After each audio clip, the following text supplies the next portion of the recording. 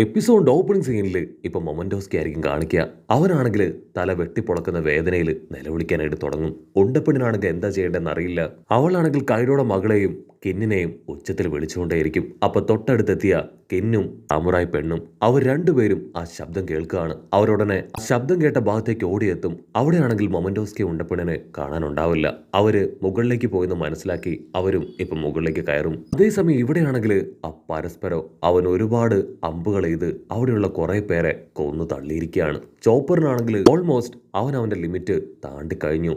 ഇവിടെ ക്വീൻ അവനാണെങ്കിൽ ഹായ് ആയിട്ട് എഴുന്നേറ്റ് നിന്ന് ചോപ്പറിനോട് പറയും, നീ എത്രയൊക്കെ എന്നെ തല്ലിയാലും എനിക്കൊന്നും സംഭവിക്കില്ല. എനിക്ക് ഭയങ്കര തൊലിക്കെട്ടിയാണ്, അതുപോലെ സ്ട്രെങ്ത്തും ഉണ്ട്.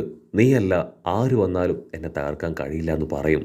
ഉടനെ പരസ്പരം അവൻ ടെററായിട്ട് ചിരിച്ച് ഒരുപാട് അമ്പുകൾ എടുത്ത് വീണ്ടും എയിം ചെയ്യാണ്. ചോപ്പറിനാണെങ്കിൽ എന്താ ചെയ്യേണ്ടതെന്ന് അറിയില്ല. അവൻ ഓൾറെഡി നല്ല രീതിയിൽ ടയർഡാണ്. വെറും 10 മിനിറ്റ് മാത്രമേ അവനെ കൊണ്ട് ആ ജയന്റ് രീതിയിൽ ഫൈറ്റ് ചെയ്യാനായിട്ട് കഴിയും. അത് കഴിഞ്ഞാൽ കംപ്ലീറ്റ് ആയിട്ട് പവർ പോയി അവൻ താഴേക്ക് വീഴും. അങ്ങനെ സംഭവിച്ച ഈ വില്ലന്മാർ അവനെ തട്ടും. അപ്പൊ അവിടുന്ന് അങ്ങനെ കട്ട് ചെയ്ത അവൻ സീസറുമായിട്ടുണ്ടായിരുന്ന ആ ഒരു കോൺവെർസേഷൻ ആലോചിക്കും. അവനാണെങ്കിൽ ചോപ്പറിനോട് ചോദിക്കും, സത്യത്തിൽ ഈ റംബിൾ ബോൾ കഴിച്ച നിനക്ക് എത്ര സമയം നിന്റെ ഈ മോൺസ്റ്റർ പവർ അതെടുക്കാനായിട്ട് കഴിയും? അതിന് ചോപ്പർ പറയും, 3 മിനിറ്റ് എനിക്കത് ഉപയോഗിക്കാനായിട്ട് കഴിയും. അത് കേട്ട് അവൻ ചിരിക്കുകയാണ്. വെറും 3 മിനിറ്റോ? ആ 3 മിനിറ്റ് കൊണ്ട് നിനക്കൊന്നും ചെയ്യാനായിട്ട് കഴിയില്ല. ഇനി വരാൻ പോകുന്നത് വലിയ വലിയ യുദ്ധങ്ങളാണ്. വലിയ വലിയ വില്ലുമാരുമായിട്ട് നീ ഏറ്റുമുട്ടേണ്ടി വരും. 3 മിനിറ്റ് കൊണ്ട് നിനക്ക് അവരെ തൊടാൻ പോലും കഴിയില്ല. നിന്റെ ഫ്രണ്ട്സിനെ പ്രൊട്ടക്ട് ചെയ്യണമെങ്കിൽ തീർച്ചയായിട്ടും നീ ഇനിയും നിന്റെ പവർ അത് ഇൻക്രീസ് ചെയ്യണം. സൈഡ് എഫക്റ്റ് ഉണ്ടെങ്കിലും ഇതിന്റെ ടൈം ഡ്യൂറേഷൻ അത് നീ നീട്ടിയേ പറ്റൂ. ചോപ്പർ ആണെങ്കിൽ അല്പസമയം കാര്യമായിട്ട് ചിന്തിക്കും. അതിനുശേഷം ചോപ്പർ അവനോട് പറയും, എനിക്ക് എങ്ങനെയെങ്കിലും എന്റെ ടൈം ഡ്യൂറേഷൻ അത് നീട്ടിക്കൊണ്ടുപോകണം. എന്റെ ലൈഫിനെ കഴിഞ്ഞും പ്രധാനം എന്റെ ഫ്രണ്ട്സിന്റെ ലൈഫാണ്. അവരെ എനിക്ക് പ്രൊട്ടക്ട് ചെയ്യണം. അതിനവനാണെങ്കിൽ കുറച്ച് ഇൻഗ്രീഡിയൻസ് അവനോട് കൊണ്ടുവരാനായിട്ട് പറയും.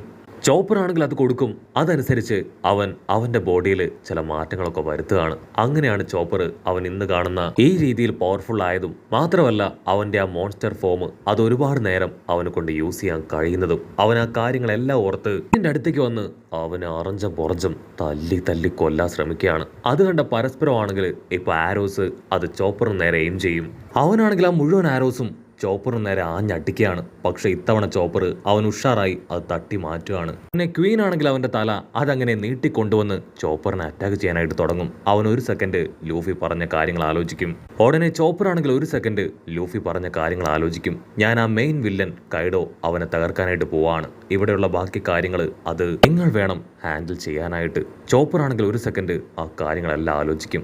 അവൻ കൈഡോ ഇല്ലാതാക്കുന്ന സമയം ഞാൻ ഇവരെ ഇല്ലാതാക്കണം. അതെന്റെ റെസ്പോൺസിബിലിറ്റിയാണ്. അതിൽ നിന്ന് എനിക്ക് മാറി നിൽക്കാനാവില്ല. സോ തീർച്ചയായിട്ടും ഞാൻ തോറ്റു കൊടുക്കില്ല എന്ന് പറഞ്ഞ് അവൻ ഇപ്പൊ ക്വീനെ പിടിച്ചു വലിച്ച് ആഞ്ഞടിക്കും. പക്ഷെ ക്വീൻ ആണെങ്കിൽ ഞൊട്ടിയടയിൽ ഇപ്പൊ ചോപ്പറിനെ പിടിച്ചു വലിച്ച് അവന്റെ കഴുത്തങ്ങനെ വലിച്ചു മുറുക്കുകയാണ്. ചോപ്പറിനാണെങ്കിൽ അല്പസമയം ശ്വാസം കിട്ടില്ല. ക്വീനാണെങ്കിൽ ഭയങ്കര കോൺഫിഡൻസ്.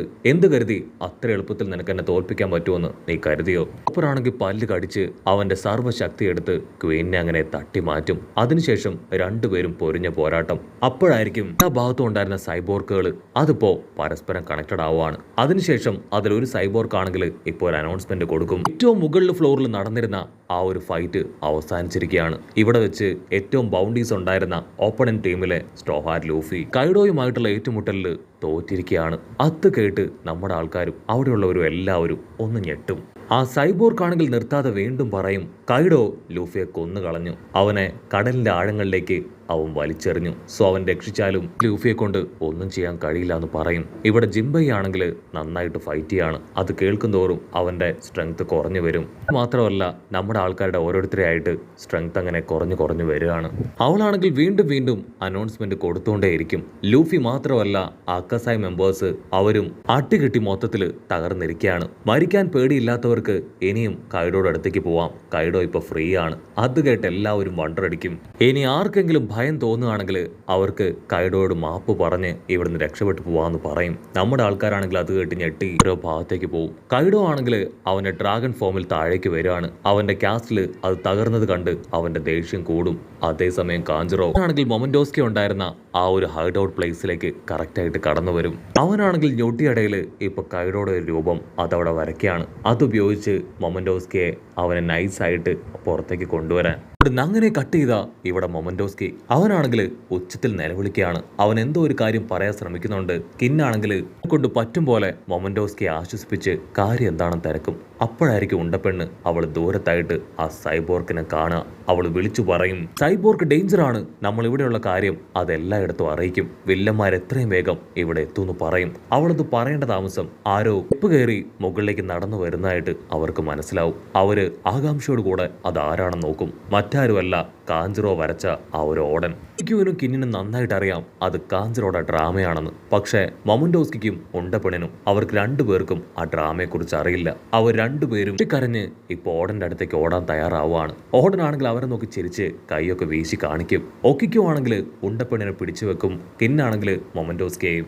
ഓടനാണെങ്കിൽ ഇപ്പൊ നല്ല രീതിയിൽ ഒരു ഓസ്കാർ ആക്ടിംഗ് ഒക്കെ കൊടുക്കുകയാണ്. എന്തുപറ്റി കിൻ, ഒക്കിക്കു, നിങ്ങൾ രണ്ടുപേരും പിടിച്ചു വെക്കുന്നത് എന്തിനാണ്? മൊമന്റോസ്കി, അവൻ എന്റെ മകനാണ്, ഒരുപാട് കാലങ്ങൾക്ക് ശേഷമാണ് ഞാൻ അവനെ കാണുന്നതെന്ന് പറഞ്ഞ് ഓടൻ സംസാരിക്കുന്ന പോലെ സംസാരിച്ച് ചതിക്കാനായിട്ട് ശ്രമിക്കുകയാണ്.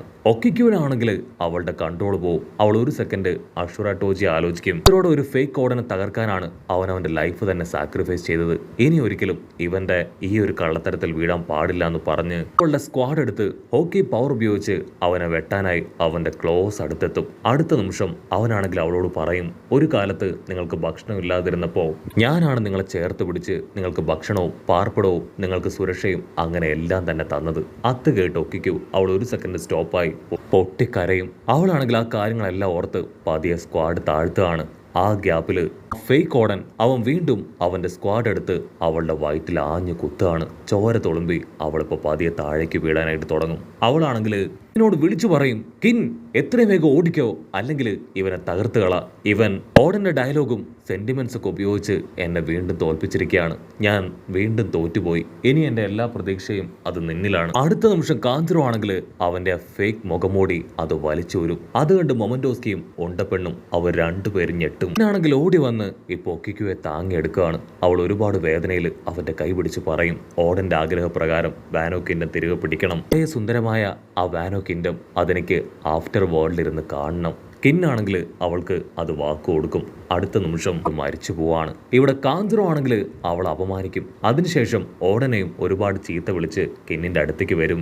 റോള് പോയ കിന്നാണെങ്കിൽ അവളെ പതിയെ താഴെ കിടത്തിയതിനു ശേഷം അവന്റെ സ്ക്വാഡ് എടുത്ത് കാഞ്ചറോയ്ക്ക് നേരെ വരും. കാഞ്ചറോയ്ക്ക് നന്നായിട്ട് അറിയാം മറ്റുള്ളവരെ പോലെയല്ല, കിന്ന് വളരെയധികം പവർഫുൾ ആണ്. എന്തെങ്കിലും ടാറ്റിക്സ് ഉപയോഗിച്ചിട്ടില്ല എങ്കിൽ തീർച്ചയായിട്ടും കിന്ന് അവനെ ഇല്ലാതാക്കും. സോ ആ ഗ്യാപ്പിൽ എന്തൊക്കെയോ കാര്യമായിട്ട് ചിന്തിക്കുകയാണ്. മാത്രമല്ല കാഞ്ചറോയുടെ ബോഡിയിൽ നല്ല രീതിയിൽ പരുക്ക് പറ്റിയിട്ടുണ്ട്. ചെറിയ ഒരു കൂടെ അവന്റെ ബോഡിയിൽ സംഭവിച്ചാൽ അവൻ മരണമടയും. അതിനുള്ളിൽ മൊമന്റോസ്കി ഇല്ലാതാക്കണം എന്നാണ് അവന്റെ ലക്ഷ്യം. കാഞ്ചറോ ആണെങ്കിൽ പഴയ മെമ്മറീസ് അതൊന്നൊന്നായിട്ട് പറഞ്ഞ് കിന്നിനെ ഡൈവേർട്ട് ചെയ്യാനായിട്ട് ശ്രമിക്കും. പക്ഷേ അവൻ പാറ പോലെ ഉറച്ചു നിന്ന് പോയ ആഞ്ഞു വെട്ടുകയാണ്. ആ ഒരു വെട്ടില് കാഞ്ചറോ പതിയെ താഴേക്ക് വീഴാനായിട്ട് തുടങ്ങും. അടുത്ത നിമിഷം കാഞ്ചറോ അവനെ കൺവീൻസ് ചെയ്ത് പറയും, കിൻ ഞാനും നീയും ബെസ്റ്റ് ഫ്രണ്ട്സ് ആയിരുന്നു, നമ്മളുടെ ആ പഴയ മെമ്മറീസും ബോണ്ടും ഒക്കെ ഇത്ര വേഗം നീ മറന്നോ? അത് കേട്ട് കിൻ ഒരു സെക്കൻഡ് ഡൗൺ ആയി അവനെ ഒന്ന് ഹഗ് ചെയ്യും. അതിനുശേഷം അവനെ താഴേക്ക് ഇടുകയാണ്. കാരണം കിന്നിന് നന്നായിട്ട് അറിയാം ഇതെല്ലാം തന്നെ കാഞ്ചറോടെ 18ാമത്തെ അടവാണെന്ന്. ഇവിടെ കാഞ്ചറോ അവൻ നിലത്ത് വീണ് വീണ്ടും വീണ്ടും അവനെ ഇമോഷണലി ഡൈവേർട്ട് ചെയ്യാൻ ശ്രമിച്ചുകൊണ്ടേയിരിക്കും. പക്ഷെ കിൻ അവൻ അങ്ങനെ അവന്റെ മനസ്സിനെ കൺട്രോൾ ചെയ്ത് പിടിച്ചിരിക്കുകയാണ്. കിൻ ആണെങ്കിൽ രണ്ടും കൽപ്പിച്ച് അവന്റെ സ്ക്വാഡ് എടുത്ത് കാഞ്ചറോയെ ആഞ്ഞു വെട്ടുകയാണ്. കാഞ്ചറോ കാരണം ഒക്കിക്കു, അഷുറ ടോജി അവരെല്ലാവരും കൊല്ലപ്പെട്ടു. അവൻ ചെയ്തത് വലിയൊരു തെറ്റാണെന്ന് കിന്നിനറിയാം. പക്ഷെ അപ്പോഴായിരിക്കും ഒരു വമ്പൻ ട്വിസ്റ്റ്. അവന്റെ തൊട്ടു മുൻപിൽ ആ ഒരു ഫ്ലോറൊക്കെ തകർത്തുകൊണ്ട് ഒരാളിങ്ങനെ ടെററായിട്ട് നിൽക്കുകയാണ്. അത് മറ്റാരുമല്ല, സാക്ഷാൽ കൈഡോയെ കാണേണ്ട താമസം. കിന്നാണെങ്കിൽ മൊമന്റോസ്കിയോട് വിളിച്ചു പറയും, മൊമന്റോസ്കി എത്രയും വേഗം ഇവിടുന്ന് രക്ഷപ്പെട്ടു പോ, ഇവന്റെ കാര്യം അത് ഞാൻ നോക്കാം. കൈഡോ ആണെങ്കിൽ ഫുൾ കലിപ്പില് അവന്റെ സ്ക്വാഡ് നീട്ടി കിന്നിനെ ആഞ്ഞു വെട്ടും. ആ ഒരൊറ്റ അടിയില് കിൻ നോക്കൗട്ട് ആവും. മൊമന്റോസ്കി ആണെങ്കിൽ കിന്നിന്റെ പേര് വിളിച്ച് നിലവിളിച്ച് കരയുന്നതോട് കൂടെ ഈ ഒരു എപ്പിസോഡും അവസാനിക്കുന്നു.